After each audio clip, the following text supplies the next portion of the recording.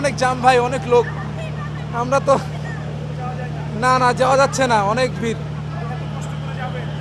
ভাই। যাওয়া তো লাগবে ভাই, ঈদ না ভাই, বউ বাচ্চা সব বাড়িতে রাখি আসছি, যাওয়াই লাগবে ভাই, যত কষ্ট করি হইল।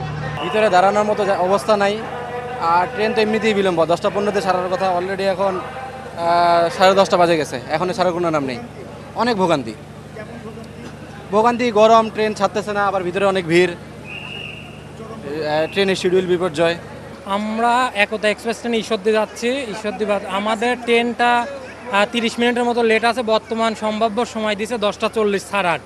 এখন 10টা 33 বাজে, 7 মিনিট এখনো বাকি আছে, দেখা যাক কি হয়। প্রচুর ভিড়, হ্যাঁ, দাঁড়ানোর কোনো স্পেস নেই। আর উঠেছে অনেক কষ্ট করে। হ্যাঁ, বিমানবন্দর আমি তো ভাবতেছি যে ওরা উঠবে কি করে অ্যাকচুয়ালি। হ্যাঁ, আমরা এখান থেকে অনেক কষ্ট করে উঠতে হচ্ছে।